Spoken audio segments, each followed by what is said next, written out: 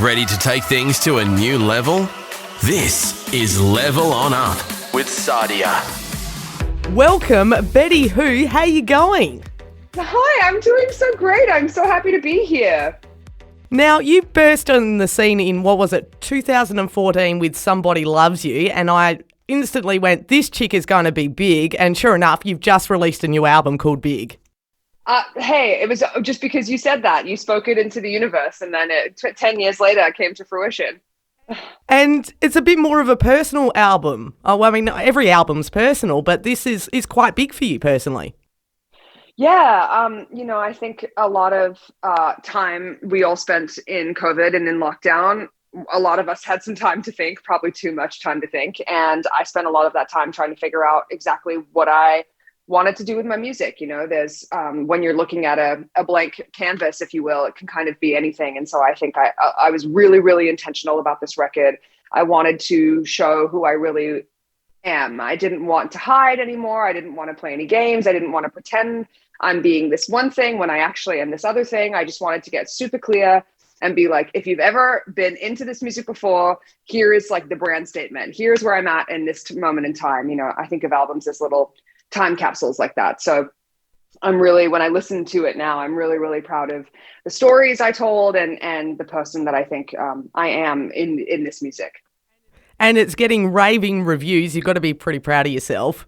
Raving? I don't know about raving. No, it is. I feel very, very, very grateful. We've got a lot of, I've had a lot of really positive reinforcement, and a lot of people, the thing I really want to do is like be an impact in people's lives. And so it's not necessarily like I want people to be like, the record is so good. I want people to be like, oh my God, this song made me feel this way. And that really impacted me. And so I've had a couple really beautiful moments of people telling me their stories of listening to the music and how it made them feel. And so I'm really excited to get out and play it for people live. Who are some of the people you worked with on this album? So I made this album with my dear friend, Martin Johnson. He is an amazing producer and artist. He is the lead singer of the band Boys Like Girls. Oh my gosh, I'm actually wearing a Boys Like Girls t-shirt right now. So it's full circle. And Martin and I came to him in 2020 asking sort of if he would be the right person for me to make this record with. And so for the last 2 years, I basically wrote music and would send it to him and show up, and we just kind of sifted through all these songs that I had written. And I was like, these are all my babies. You tell me what you think I should do here. And he kind of was gravitated to a couple specific songs, and we started there and wrote a couple new ones together. And he was really my co-pilot on this record. And he was incredible and gave me so much of his time and energy. And he's an incredibly talented person. And you've got 11 beautiful tracks on this album. How many did you write before you got down to the final 11? I was just talking about this. A friend of mine, an artist, was telling me that he writes like 120 songs for a record. I was like, whoa. No. I can't do that. I think I probably wrote like 20, 25 songs for an 11-song album. So not so many that I felt like I got lost in the sauce. That's the hard part. Sometimes you have 100 songs, you're like, all of these are good. Where am I supposed to even start? I knew what I had kind of going into. When I hit about 10 songs, I was like, I think about 7 of these are really, really good. And so the back half is sort of just writing to try and get something that feels extra special. In this day and age, artists don't release albums too much. What made you decide to continue that circulation? Because this is your 4th album, isn't it? Yes, it is. I feel like I'm an album girl, and I don't know if culture will continue to support me in that endeavor. But I really feel like I personally, as a fan, love the experience of starting an album, and listening to it all the way through, especially for artists that I love to see live. And that's sort of where I really thrive and where I feel the most kind of accessible and impactful as an artist. And so I think as much as kind of the world feels like it's very single dominant, I think for me, I had been working on this body of work, and that was what I really wanted to. I wanted to have all of it out so that fans could pick their own favorites and people could sort of tell me what they like. I feel like it's a little bit of the Wild West out here. So, I have a friend who put out a song 6 years ago, and then it just like went viral on TikTok and all of a sudden has 10 million streams out of nowhere. And he's like, okay, like rock and roll, So I just wanted if the music is out, then anything can happen to it. And that was sort of my philosophy.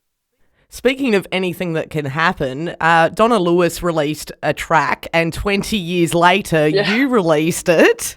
Did you expect that kind of response to I Love You Always Forever? No, of course, absolutely not. And maybe that's why it's one of my most successful things I've ever done, is probably because I had zero expectation of it. Life works that way a lot, I think. I'm pretty sure Donna Lewis loves me. I've probably bought her a whole nother house with that song. She's been so supportive. She tweeted, like, someone asked her, like, do you like Betty Who's cover? And she was like, yes, it's amazing. So she's always been my queen, Donna.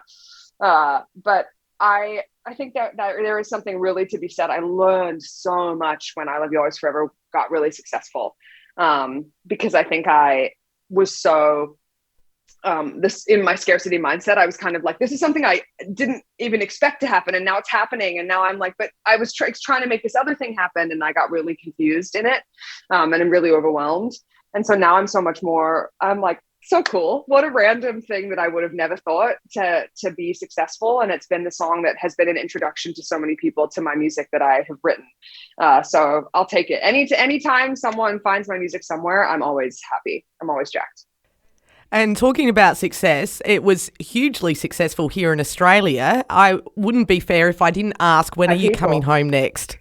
I know, this is the question. Okay, we are working on it. You from your lips to God's ears. I really, because of COVID, I obviously didn't come home during the pandemic because it was so locked down and intense, and it was a little less crazy over here. And so we just kind of, my family and I didn't really make it back, which means that it's been the longest time probably since I moved, since I've been home. So I'm itching to come.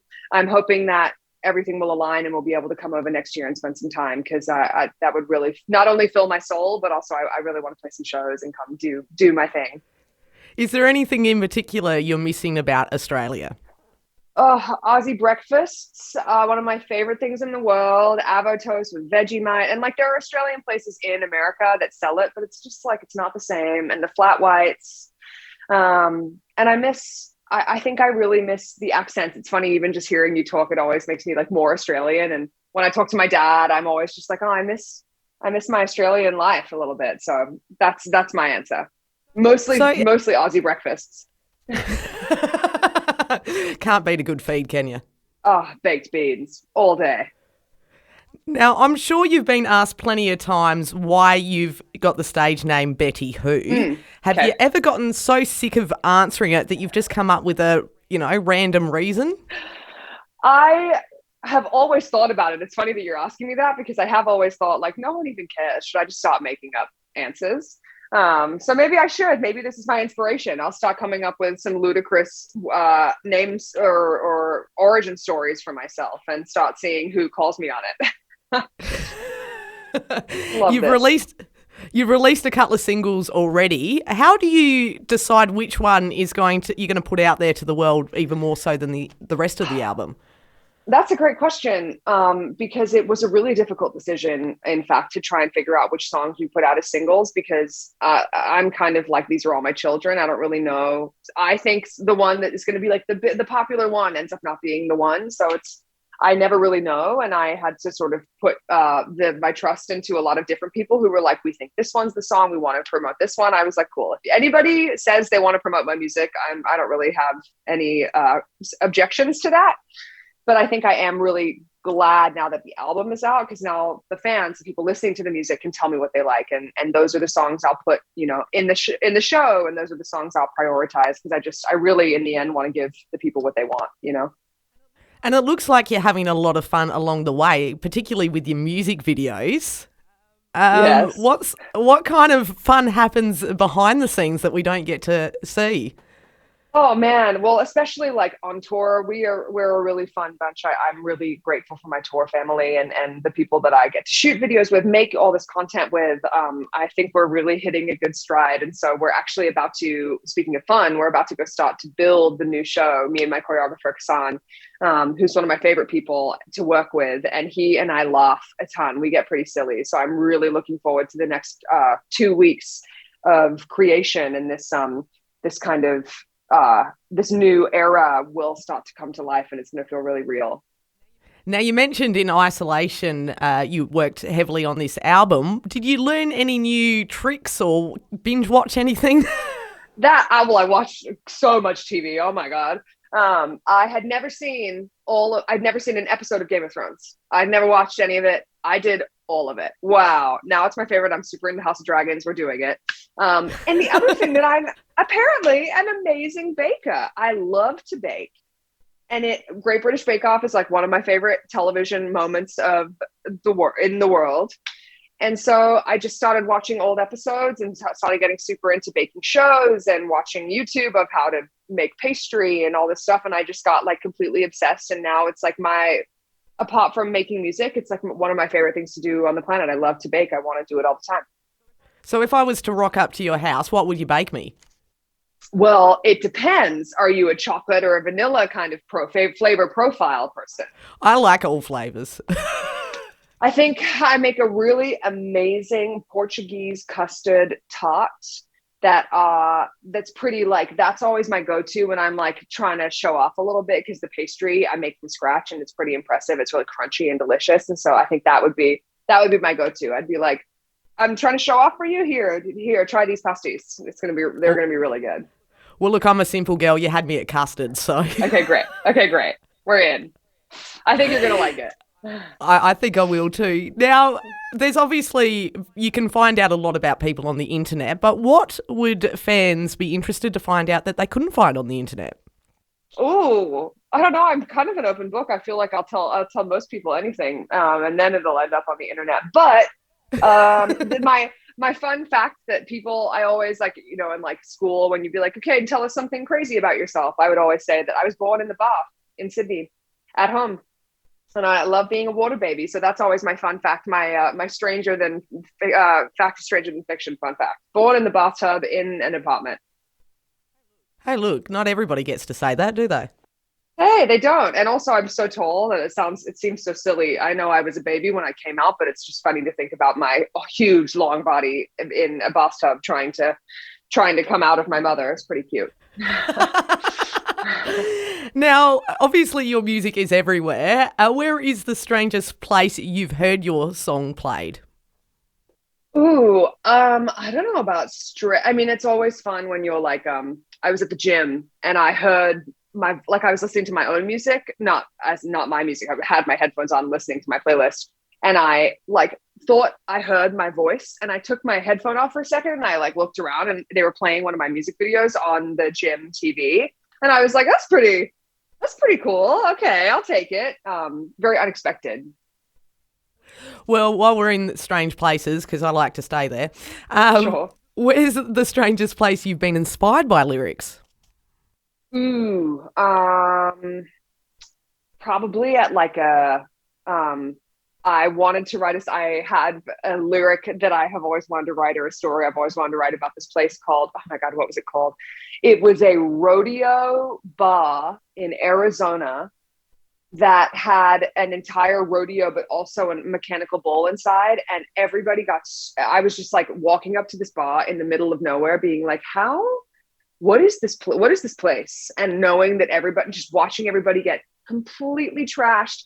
There was line dancing going on. I was like, this is the best Friday night hang of all time. And everybody's obsessed with this place. I feel like a song should be I have to write a country song about this bar that is just bringing everybody in from miles around to come and watch rodeo and have the real American experience. So maybe a rodeo in Arizona is probably the strangest place I've thought of a lyric.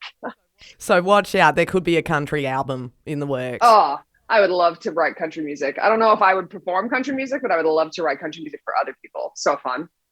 Well, I guess that's the really cool thing about music. There's so many different genres. You can almost step and work with anybody you want to in this day and age.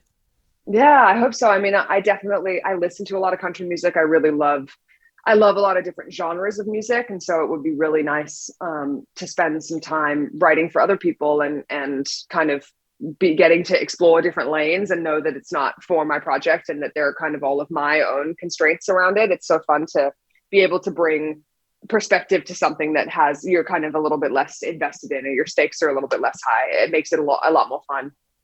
So when Betty Who's not doing music, what does she like to do in her wind down time?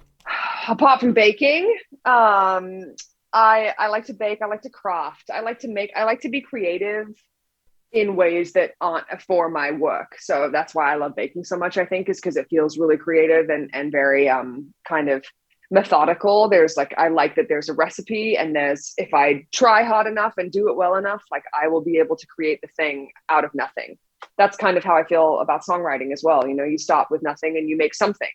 And so I think I love that parallel as well, whether it's sewing or knitting or baking. That's kind of my favorite way to spend my downtime. Well, that sounds like a great. I've just invited myself around. We're going to have the Portuguese tarts. Yeah, I know. I'm such a grandma. I'll sew you some. I'll knit you a scarf and bake you something. Wow, come to Nono's house. You know what I mean? and I'll make you some candles. That's so you your can thing. Keep blowing I them love out. this. Okay. Hey, nice. I see what you did there. That was good. Well, not to I would add love add any pressure, but what is next for Betty Who? We are building the tour. We are getting ready to go out and play some shows. Hopefully we'll come back to Australia with the show and get to play it for you guys. And that's the first top of the list right now, is just getting everything ready for a tour that is encroaching upon me imminently. I'm going to blink and it'll be 2023. So I'm really looking forward to the next couple months, and hopefully some big stuff is going to happen. And I'm just getting excited to play music again live for the first time on my own tour since 2019. It's been a while. Oh, wow. Yeah. That's going to be a lot of fun. I'm really excited. Yeah. Well, if people want to find out more about Betty Who, they can check out your socials. And congrats on the album again. Thank you so much for releasing that to the world. Huge fan, and can't wait to see what you do next. Thank you so much. It's so nice to meet you. Thanks for having me. What a pleasure. Follow Level On Up Podcast on Instagram.